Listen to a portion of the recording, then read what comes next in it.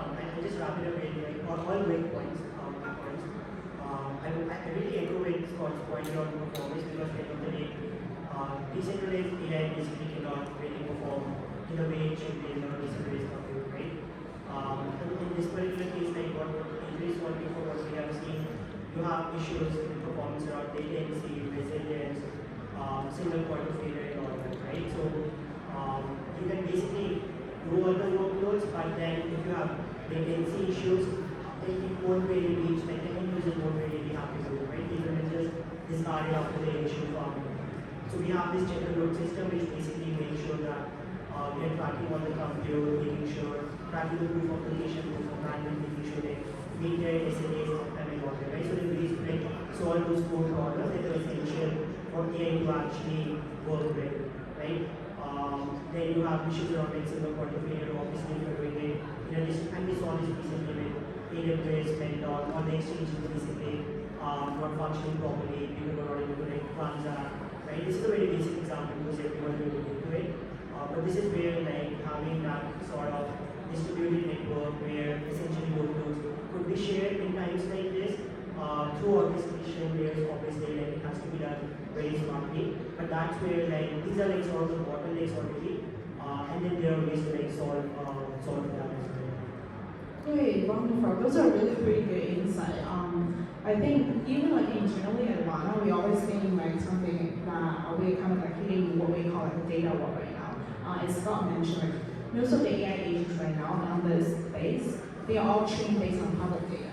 But at the end of the day, those AI agents, they are not really generic. They're missing that like personal piece to you, right? They're not really like personal directly to you because they are based on the training of all of the data set, the public data sets instead of private data. There is a large, I would say, a really untapped area which is like private data.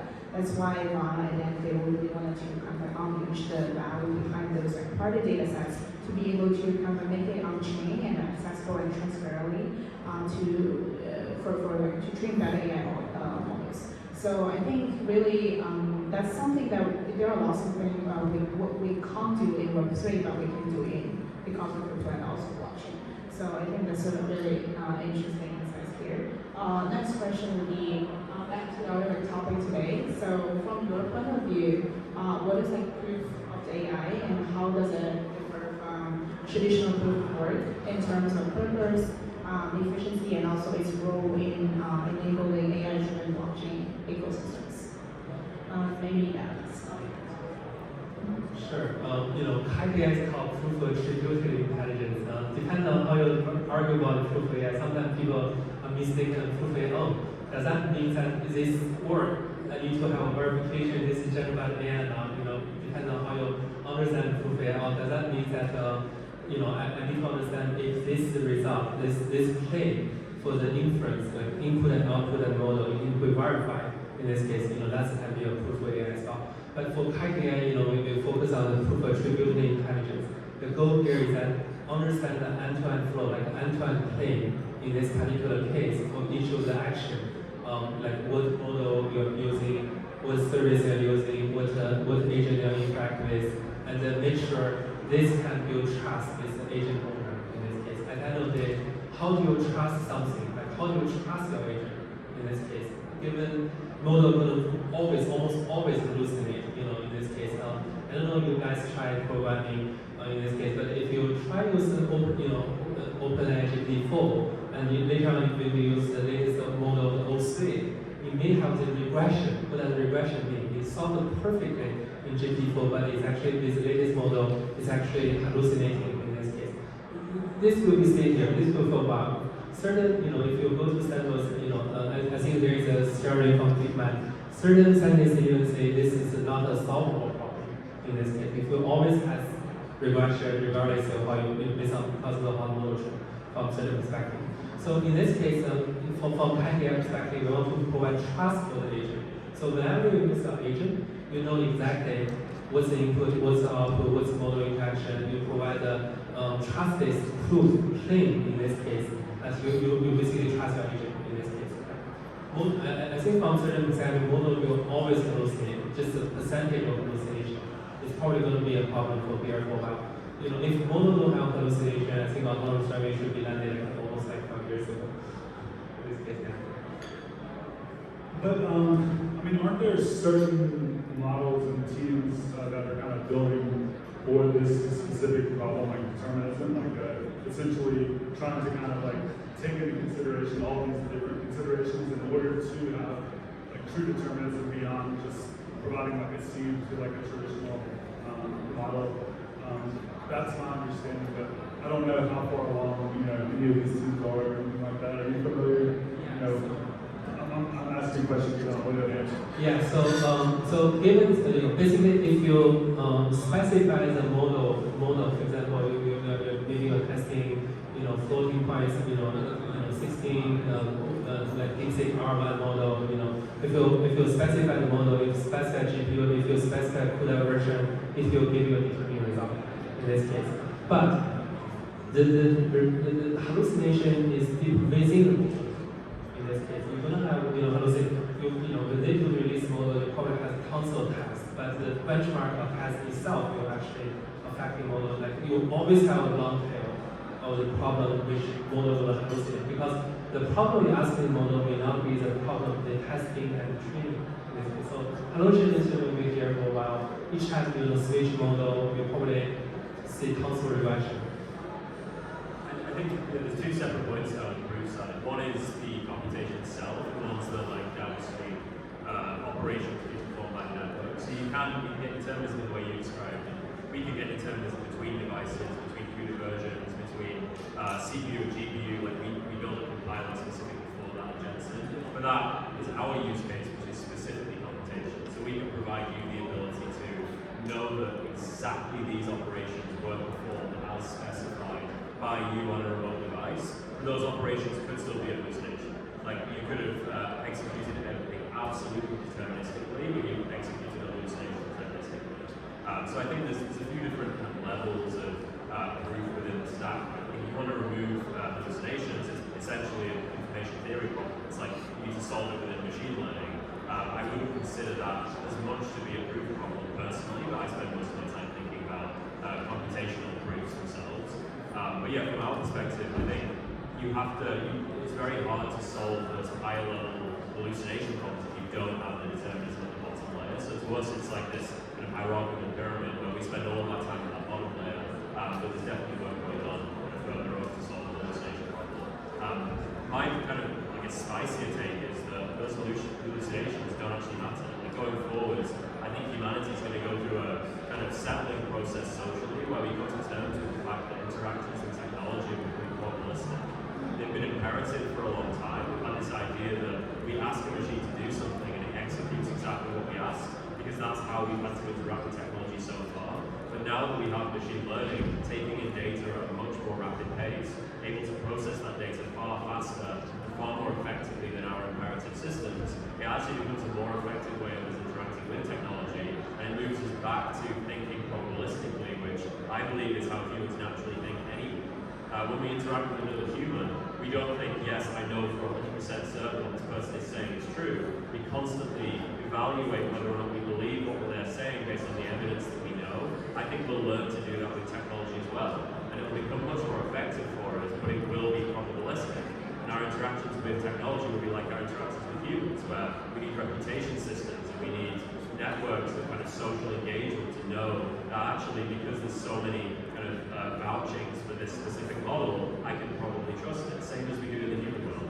I think this will be more natural for us, but it's going to be a weird shift for humanity to come to terms with the fact that machines are going to lie to us fundamentally. 100% agree with that.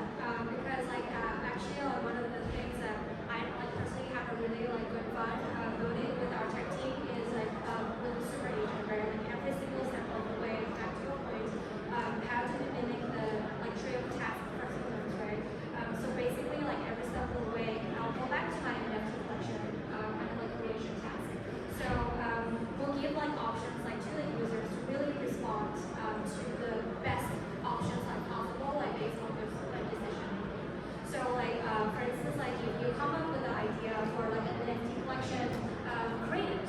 And then we'll give different options, okay, based on ChatGPT, this is your Genesis kind of a creative model, and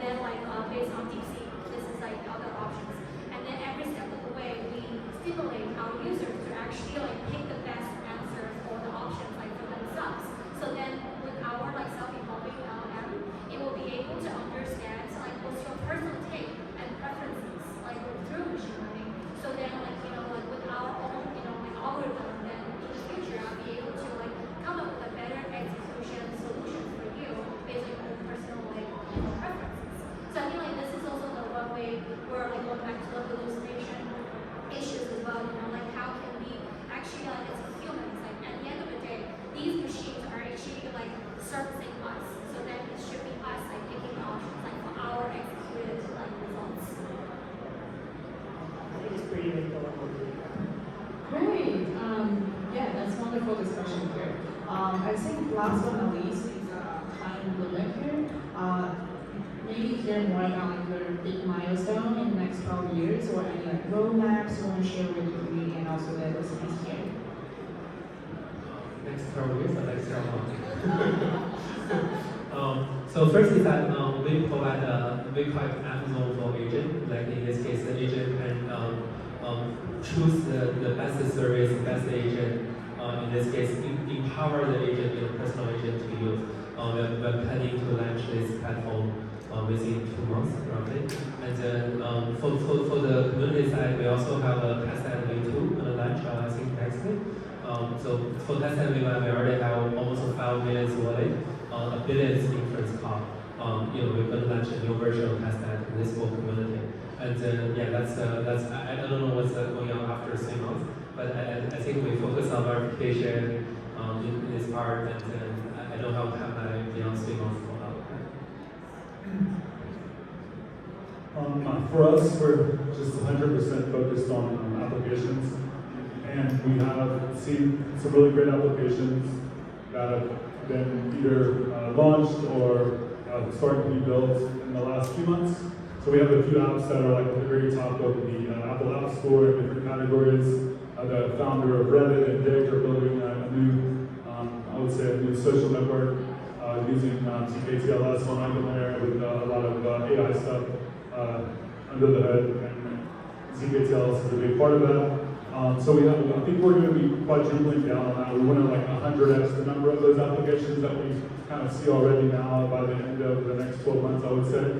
And then the other thing is kind of like we talked about the obviously verifiability of being the core characteristic. When you're building an application on the traditional server, again, you have access to the entire world, but you're combining all of that information with these LLMs, and you're kind of providing all this context. You're building these rich applications, again, off-chain, but when you want to bring things on-chain, again, it's very, very challenging. So with EigenLayer, what you can essentially do is kind of make any piece of information in the real world verifiable. But the barrier to entry to building on EigenLayer at the moment is still kind of high. Therefore, that's why we only have around 600 or 700 teams at the moment building. We would like to really see that 10 or 50x. So I think a big focus for us, in addition to building more apps, is making that developer experience much lower. So that's a big focus for us, is a developer experience. And then last thing I will say, if anyone here is interested in working with us in terms of building something, come talk to me. I'll be hanging out outside for like 30 minutes. So aside from like the super agent that having like advertising that's like launching 2 months time, we're also like building the open, composable and verifiable coordination layer for like both of the AI like models and also like data and also like for like average like consumers. So for us, like we're actually like building a more like AI ecosystem to support AI native decentralized applications. So yeah, same thing. I'll be hanging out. We also have a booth set up outside. For anyone of you guys like are super interested in SuperNet, come and find us later. Yeah, so our testnet's live as of a month ago. So over the next 6 to 9 months, we'll be releasing all of the technology we've been building for the past few years. So we've been building all the time since 2020. We've been building things that I've hinted at here, like the compiler, the execution frameworks, communication frameworks, verification frameworks, etc. All of those things will be released into our testnet over the next few months. So gradually we'll just be bringing that low-level infrastructure to the world through a consistent testnet that people can interact with. Once we get that to critical mass, obviously then that leads into mainnet.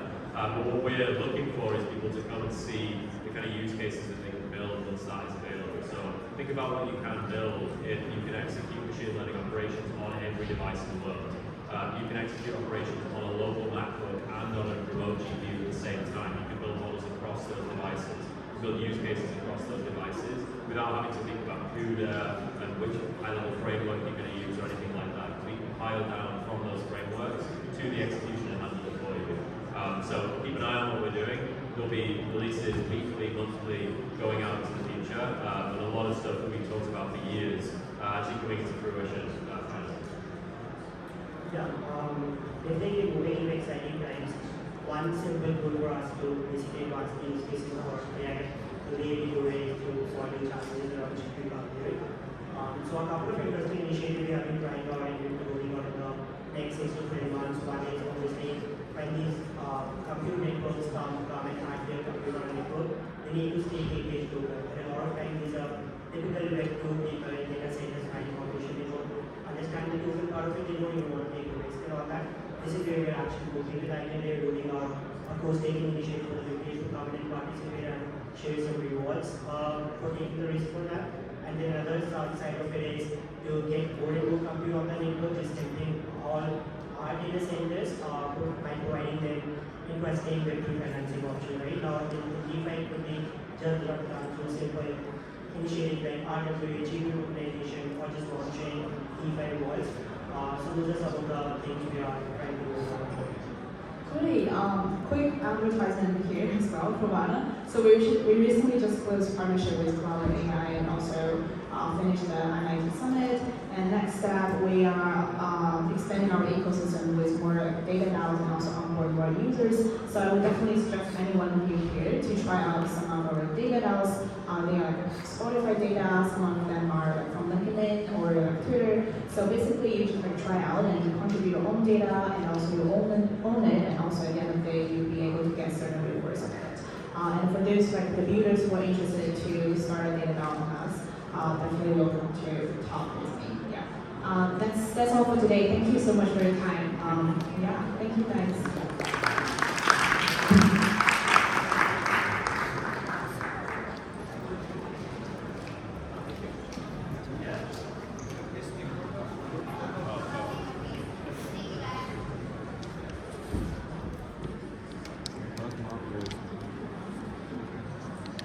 快点，很拖时间。3, 2, 1, smile. Again, please. 3, 2, 1, smile.